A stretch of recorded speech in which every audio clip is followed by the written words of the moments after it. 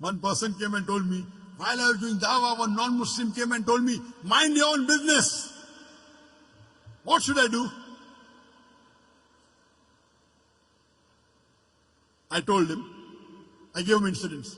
Suppose you and your family, along with your wife and a small kid of 4 years old, goes on a hill station for a holiday. While you're on the hill station, on the hill, when you and your wife are talking, your son, 4 years old, walks away from you and is walking towards the edge of the cliff of the mountain. By the time you realize, he is far away, you can hardly see him.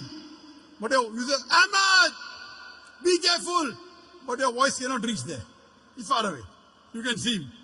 While your son is walking towards the edge of the cliff, there's the elderly gentleman standing at the edge of the cliff and admiring beauty. He looks at your son, he smiles, and he continues admiring beauty. You want to shout, oh, mister, save my son. But your voice cannot reach there. Mister, save your son. Save my son, please. Voice cannot reach. The elderly gentleman looks at your son, smiles. He can see your son walking towards the edge of the cliff. After some time, your son falls over the cliff. When you go to that man and tell him, why didn't you save my son? He gives the reply, I was minding my own business. And he's right. He did not push your son, did he? No. Did he tell your son to jump? No. So why should you blame him? He did not tell your son to jump. He did not push your son. Yet you will blame him and tell him, Allah gave him hikmah. He could have saved my son easily. He didn't even have to take a step forward. He only had to stretch his hand and my son would have been saved. Will you blame him or not? Yes or no? You will tell this person, my son is masoom. 4 years old, he doesn't know. This elderly gentleman could have easily saved him. He said, no, I was minding my own business. When anyone tells you, when you're doing dawah, that mind your own business, tell him, that's what I'm doing. I'm minding my business. It is the business of every Muslim to mind other people's business as far as deen is concerned. Let me repeat. When anyone tells you mind your own business while doing dawah, tell him, it is the business of every Muslim to mind other people's business as far as deen is concerned. كنتم خير أمة أخرجت للناس تأمرون بالمعروف وتنهون عن المنكر. We are the best of people because we enjoy what is good and we forbid what is wrong. That is what we are doing. We are doing our duty. We are enjoying the good and forbidding what is wrong. We are doing correct. Why you should feel shy? Why you should be ashamed? Imagine if you have a non-Muslim neighbor and you don't do dawah to him and he dies as a mushrik.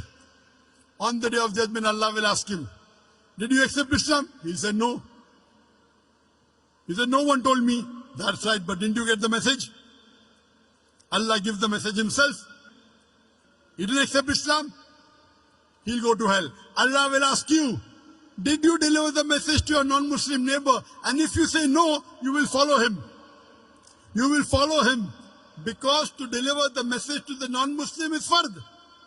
If you do not deliver the message to your non-Muslim neighbor, you will follow him and you will also go to hell.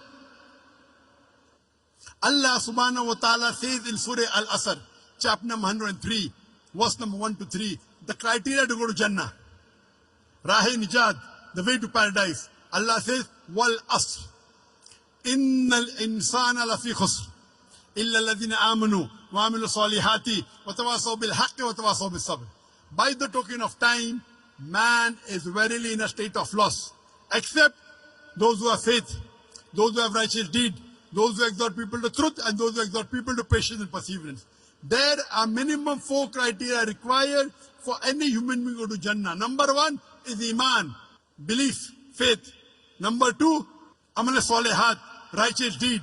Number 3, Watawasaw bil Haq, inviting people to truth, doing dawah and islah. And the 4th, Watawasaw bil Sabr, inviting people to patience and perseverance. There are minimum 4 criteria required for any human being to Jannah. If anyone is missing, under normal circumstances, you shall not enter Jannah. You may be a very good Muslim. You may be praying 5 times a day. You may be having a mark on the forehead. You may be fasting in the month of Ramadan. You may be giving zakat. You may have gone for Hajj. But if you don't do dawah, according to Surah Al-Asr, chapter number 103, verse number 1 to 3, you shall not enter Jannah. You have to pass in all 4 criteria.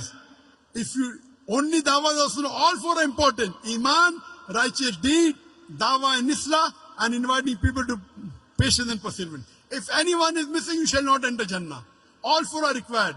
If you don't do dawah and Allah wants you to put you in Jannah, that's Allah's prerogative. He can forgive your sin and put you. But under normal circumstances, if you don't do dawah, according to Surah Al-Asr, you shall not enter Jannah.